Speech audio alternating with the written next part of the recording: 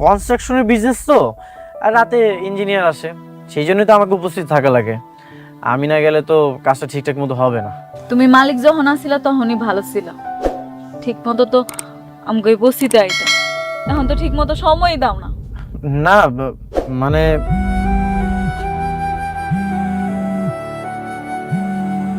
মেঘলা, আমার একটা কাজ আছে, আমার ইমার্জেন্সি। হ্যালো বন্ধুরা, গরিব ঘরে রাজপুত্র নাটকের আসল ধামাকা শুরু হতে যাচ্ছে ৮ নম্বর এপিসোডে। গল্প নিতে যাচ্ছে আরও ভয়ঙ্কর ও রোমাঞ্চকর মোড়। আমার প্রেডিকশন অনুযায়ী চলুন জেনে নিই আগামী পর্বে কি কি চমক অপেক্ষা করছে। পর্বের শুরুতেই আমরা দেখতে পাবো অনিকের এক নতুন রূপ। যারা এতদিন তাকে গরিব বলে অবহেলা করেছে, পদে পদে অপমান করেছে, তাদের সবার মুখে ছাই দিয়ে অনিক তার আসল পাওয়ার দেখাতে শুরু করবে। এই পর্বে অফিসে একটা বড় ধরনের ক্রাইসিস তৈরি হবে, আর শত্রুরা ভাববে এবার বুঝি অনেক শেষ। কিন্তু না, এখানেই অনেক তার মাস্টার স্ট্রোকটি খেলবে। এমন একটা বুদ্ধি খাটাবে সে যে যারা তার বিরুদ্ধে ষড়যন্ত্র করেছিল তারা নিজেরাই নিজেদের পাতা ফাঁদে পা দেবে।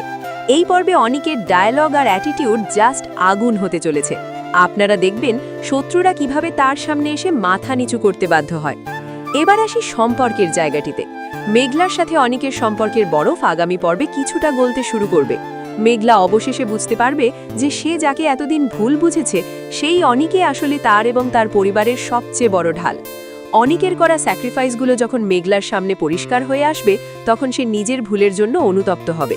কিন্তু প্রশ্ন হলো, মেঘলাকে এমন কিছু বলবে যা মেঘলাকে পুরোপুরি ভেঙে দেবে? এই ইমোশনাল কনফ্রন্টেশনটা ষষ্ঠ পর্বের অন্যতম সেরা একটা দৃশ্য হতে চলেছে। তবে বন্ধুরা, ভিডিওর আসল চমকটা কিন্তু পর্বের শেষের দিকে লুকিয়ে আছে। আপনারা দেখবেন অনেকের এই সাফল্যের পেছনে এমন একজনের হাত রয়েছে যাকে আমরা ঘুণাক্ষরেও সন্দেহ করিনি। সেই গোপন মানুষটা যখন সবার সামনে আসবে, মেঘলা মানসিকভাবে ভেঙে পড়বে এবং অনেককে ভুল বুঝবে। অন্যদিকে বৃষ্টির পাগলামি কিন্তু বেড়েই চলেছে। বৃষ্টি অনেককে এক মুহূর্তের জন্য চোখের আড়াল করতে চায় না। অষ্টম পর্বে আমরা দেখতে পারি বৃষ্টি অনেককে তার বাসায় থাকার জন্য চাপ দিচ্ছে, অথবা তাকে নিয়ে কোনো দূরে কোথাও ঘুরতে যাওয়ার প্ল্যান করছে। এখানেই হবে আসল বিপদ। একদিকে মেঘলার বাবার অসুস্থতা আর অন্যদিকে বৃষ্টির ডিমান্ড। অনেকেই দুয়ের মাঝে পিষ্ট হবে।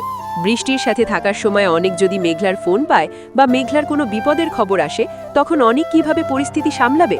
অনেকের এই ডাবল লাইফ মেনটেন করা যে ক্রমশ অসম্ভব হয়ে উঠছে সেটা অষ্টম পর্বে পরিষ্কার হয়ে যাবে। শুধু তাই নয়, শত্রুরা যখন দেখবে তারা অনেকের সাথে বুদ্ধিতে পেরে উঠছে না, তখন তারা অনেকের সবচেয়ে দুর্বল জায়গায় আঘাত করার চেষ্টা করবে।